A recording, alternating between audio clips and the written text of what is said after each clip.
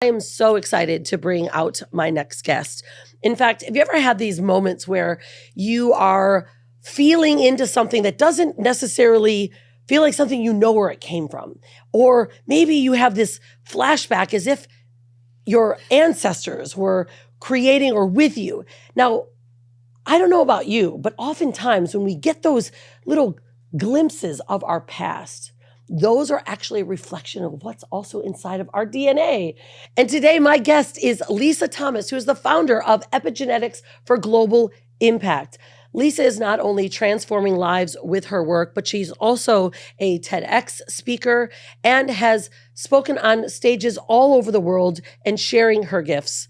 Let's learn a bit more about Lisa Thomas. Welcome to the show, Lisa. I'm excited to be here in LA, in studio, in-house with you, Rhonda. It's so good. And it's funny, as I was, doing our introduction, I was like, it had me thinking of moments in time in my life where I felt there was a presence of something that was inherently mine, yet I didn't know where it actually came from. Yeah. And when you and I had first talked about epigenetics, I was completely blown away to feel that this is our imprints that are in our DNA. And I want our audience to understand a little bit more deeply about what epigenetics actually is and how does that translate and download into our DNA and what do we do with it? Right? Right? It's awesome a great info. question. What do we do with it? And epigenetics is a big word, but let's dial it down to be something that's digestible in real life. Yeah. So epigenetics is the science of our inherited patterns. So for example, we inherit whether we're 5'6" or 6'2". We can't change that. That's hardwired into our DNA. The same as if we have brown, green, or blue eyes, right? Yeah. But how our DNA expresses itself is based on our ancestors' lives and their fears and their phobias and their traumas. And that gets passed down in our cellular memory. And there's actually a name for it in science, and they are called informational tags. And informational tags can get turned on at any point in our life. So, for example, hypothetically, let's say there's an inherited addiction of alcohol, and there's 3 children. Well, one child, that informational tag might get turned on as an addiction to alcohol, and they struggle with alcohol in their life. But the next child, if it turns on, it could be an addiction to control. It could be the third one, an addiction to perfectionism, earning their worth through struggle and trial, right? So it's very interesting how everyone can inherit it in the family, in the children, or they cannot. It doesn't mean it gets turned on for everyone, and there's no rhyme or reason. I have a theory that these informational tags get turned on as we experience conditioning in our life. Childhood conditioning can turn something on. We also have what's called learned behavior, and they're all intermixed. But what we inherit from our ancestors is not all bad. Can I just speak to that for a second? Yeah, because I know a lot of people that watch this, right? Sometimes they're like, whoa, this little airy fairy, or this is a lot. But this is science. This is science-based. Right? So I want to identify that. This is science. And you did bring up something before you jump into that, because you literally gave me a flash, right? Because my father was alcoholic and drug addict all my life. And I remember growing up thinking, I'll never touch it. I don't want to get near any of that because I don't want this to turn on, right? And I didn't know what it was at the time. And however, what did turn on for me was perfectionism. There you go. Right? But making declarations, alcohol and drugs, and none of that will control my life, right? It gave me a lot of fuel. So how then does someone that, like for myself, it does show up that way? Does that mean that it can show up for someone else in a very, very different way and they can still have the same pattern, or are they destined to the pattern? Maybe that's a better question. Well, we all have free will and we all have free choice. And that's one of the great things about being human is we wanted to come to Earth because we wanted free choice. We wanted a body. We wanted to learn from life experience. Yeah. So it's not predestined, right? I did not know that there was alcohol in my family. But as a little child, I made a decision I wasn't going to drink, okay? And there's been a few times where I've been like, oh, maybe I should. But as an adult, I went through postpartum depression. And come to find out, I'd had a grandmother who had suffered from depression. But in my parents' generation, you didn't talk about those things. Everything's fine. You don't talk about what you don't want to know, right? Because somehow there's some whatever, shame or embarrassment. But it's through that experience that I found out there was alcoholism. So I better understood why I had not chosen to drink it. But on the flip side, there have been members of my family and my own children that have struggled with that. So I wish that I knew what I know now 20 years ago or, 15 years ago. I've been doing my work, solid in my work. Well, it's almost like about 12. You almost have a map Yes. for someone to look at their past and look at their life. Like, because, we always say, if you don't like what's happening right now in your life, look back what you did a year or 2 years, 2 weeks, whatever it might be. Yeah. However, this is different. This is different. Go back to what your ancestors and what your family patterns in their DNA. Yeah. You really need to become self-aware. So these are the things that lie in the subconscious. These are the things that you go, with some maturity, you go, oh, I keep bumping into this wall. I keep going 2 steps forward, 3 steps back. Yep. And then you pause and say, oh, what's this within me? That might be a reflective pattern of something before me. Let's go simple. It can be a phobia of spiders. Right? Maybe as a little girl or a little boy, you've been challenged with the fear of spiders, but you never had a direct incident with spiders. But maybe your great-great-grandfather, while chopping wood, was bit by a spider and almost died. And that trauma of spiders would get passed down. So then at 3 years old, when you see the spider and freak out, and that doesn't change, right? But there's no direct relationship. And that can be for so many different things. So how do then people then get through that or get over it? Is it more of awareness, or is it something that they can use as a superpower and leverage? Well, that's interesting. It's a great question. There is a way to remove it. So I think of it as vibrational frequencies that get passed down. We can have markers passed down in our epigenetics for cancer. We can be predispositioned to those things. That's not what I focus on. I love the emotional side of how our DNA expresses itself. Yeah. And so think of it this way. Every word in the dictionary has a frequency or a vibrational attachment to it. But we, as humans, we don't walk around thinking, oh, I'm vibrating at 528 megahertz in this particular moment. No. But we do have an awareness that we don't feel good. Maybe we're sad. Maybe we're in grief. And love is the highest vibration, and shame would be the lowest. And within shame, we can experience embarrassment. Like, for example, did you ever get blamed for something in your family or at school that you didn't do? Yes. Okay, well, that's shameful. It's embarrassing. Yep. And so when we raise our hand in 3rd grade and we get the answer wrong, and then the kids laugh, then what does that do? We say we're not safe talking. If we don't know the right answer, we're not going to contribute. We're not safe being seen, and we're not safe speaking up. That carries into our adulthood and how we show up as in our careers.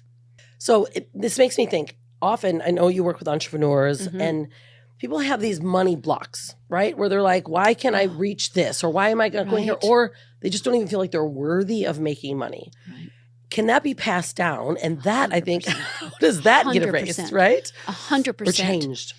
So it can get passed down. First of all, I love the money conversation. And I love eradicating money beliefs because that's what they are. They're a belief. And how often have you heard at the table growing up, money doesn't grow on trees?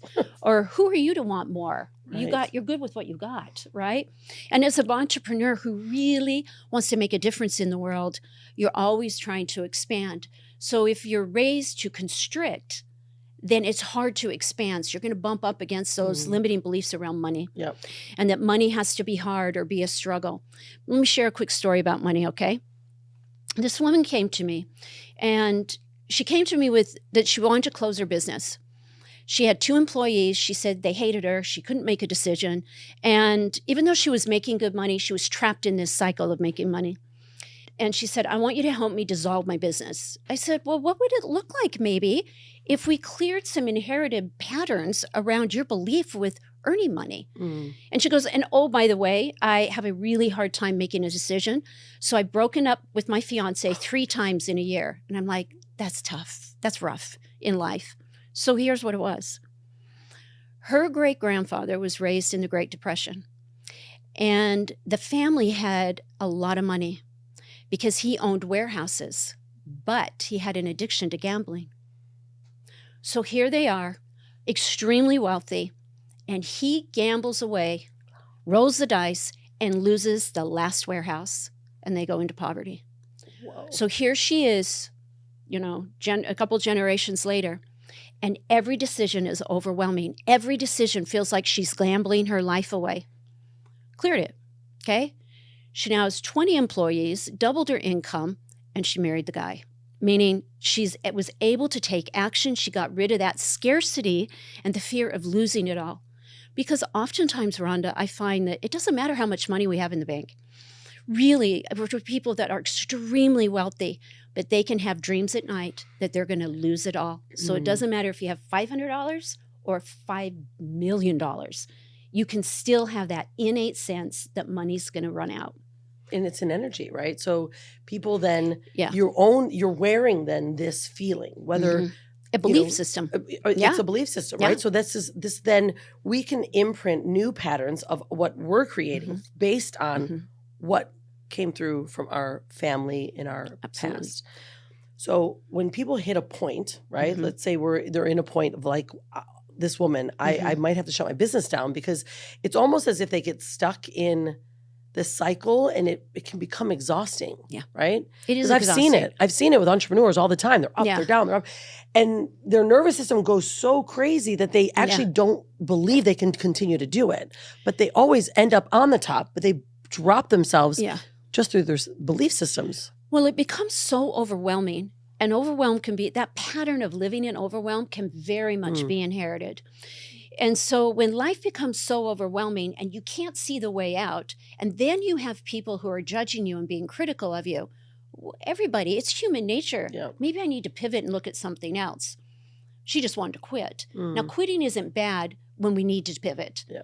But for her, it was an inherited pattern that was keeping her in this cycle of struggle, indecisiveness, and overwhelm.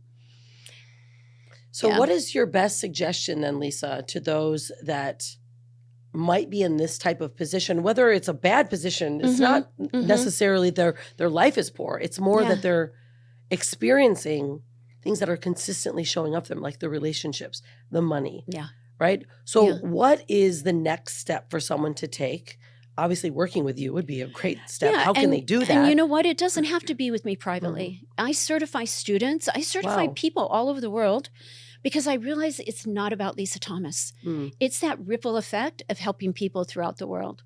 I also have audios. I have many layers and levels to work with me and to let go of these generational patterns. So talk about this certification. Yeah. Because I think that's something that's right now in the area that we're in and the amount of trauma that we've experienced just in our living time. Yeah. People are searching for ways to not only support their families, themselves, but also then to help shift the consciousness of what's happening right now on this planet. And this is the type of work that I think people are looking for. Yeah, this work goes deep, and yet it's not traumatic. It's no deep shadow work. It's the ability for somebody else's subconscious to give the answer of what really needs to be released. Because when the subconscious is in charge, by the way, and I think that the ego gets a bad rap. I think we're critical of the ego when really all it wants to do is be our BFF. It wants to help us. It wants to protect us. So when it realizes that it is in charge and that we're just asking, what's causing this money scarcity? Oh, bam, right? It will let go of it. And what used to be hard doesn't have to be hard. So this type of certification is for people who know that they want to make a difference in the world.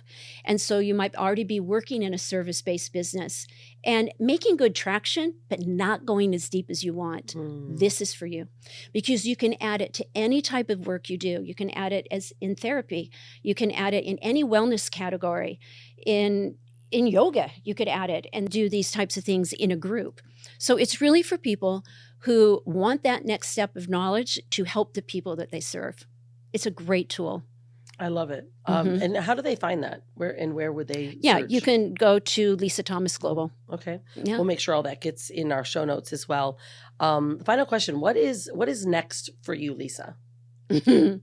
That's a great question. What I have learned over these last year in my life is the power of saying yes when I don't necessarily know what the outcome's going to be.